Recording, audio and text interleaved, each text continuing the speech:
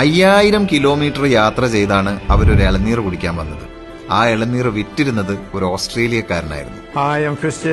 വർഷങ്ങളായി ഇളനീർ ചെത്തിക്കൊടുക്കുന്ന ജോലിയാണ് ക്രിസ്ത്യൻ ഓസ്ട്രേലിയയിൽ ചെയ്തിരുന്നത്. അപ്പൊ അവിടെയുള്ള ഒരുപാട് മലയാളികൾ ഒരുപാട് കിലോമീറ്ററുകളൊക്കെ താണ്ടി ഇദ്ദേഹത്തിന്റെ അടുത്ത് ഇളനീർ കുടിക്കാൻ വരും. അങ്ങനെ ഒരുപാട് മലയാളികളെ കസ്റ്റമേഴ്സ് ആയിട്ട് കണ്ടപ്പോ ക്രിസ്ത്യൻ ഒരു മോഹം, ഈ മലയാളികൾ ഇത്രയധികം സ്നേഹിക്കുന്ന അവരുടെ നാടൊന്ന് കാണണം. അങ്ങനെ ക്രിസ്ത്യൻ കേരളത്തിലേക്ക് പറന്നു. കേരളത്തിന്റെ ഭൂപ്രകൃതിയും മഴയും കൾച്ചറും ഒക്കെ കണ്ട് ആസ്വദിച്ച് തിരിച്ചുപോയി. അങ്ങനെ ഇരിക്കെ ഒരു ദിവസം ഇളനീർ പറിക്കാൻ വേണ്ടി തെങ്ങിക്കയറിയ ക്രിസ്ത്യൻ അൺഫോർച്ചുനേറ്റ്ലി താഴെ വീണ് കാലൊടിഞ്ഞു. കാലിന് പ്ലേറ്റ് ഇട്ടു. പക്ഷെ വേദന മാറുന്നില്ല. ഇനിയിപ്പോ പ്ലേറ്റ് റിമൂവ് ചെയ്യണം. പക്ഷെ ജന്മനാ കിഡ്നിക്ക് തകരാറുള്ളത് കൊണ്ട് ഈ പ്ലേറ്റ് റിമൂവൽ സർജറി പോസിബിൾ അല്ല. എന്ന ഒരേ ഒരു സ്ഥലത്ത് നിന്ന് മാത്രം ഒരു പോസിറ്റീവ് റിപ്ലൈ വന്നു.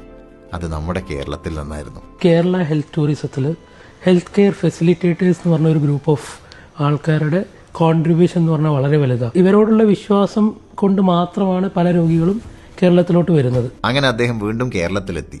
അപ്പോളോ അഡ്ലക്സ് ഹോസ്പിറ്റലില് centre for advanced orthopaedic Kerala doctors അദ്ദേഹത്തിന്റെ കാല് ശരിയാക്കി കൊടുത്തു. ഓസ്ട്രേലിയയിൽ വെച്ച് ചെയ്തിട്ടുള്ള ഇംപ്ലാന്റ് ആണ്. അപ്പൊ അതിന്റെ സ്ക്രൂ നമുക്ക് എക്സ്റേയിലെ കാണാൻ പറ്റുള്ളൂ. അപ്പൊ അത് എന്ത് ടൈപ്പ് സ്ക്രൂ ആണ്, അത് റിമൂവ് ചെയ്യാൻ പറ്റുമോ എന്നുള്ള എന്റെ ക്വസ്റ്റ്യൻസ് ഒക്കെ ഉണ്ടായിരുന്നു. We assured him that we will definitely remove the implant. ഇന്ന് ക്രിസ്ത്യൻ പറയുന്നത് കേരളം എനിക്ക് തന്നത് ഒരു സെക്കൻഡ് ലൈഫാണെന്നാണ്. God's own country gifted me another life. പക്ഷെ കഥ അവിടെയും തീർന്നില്ല.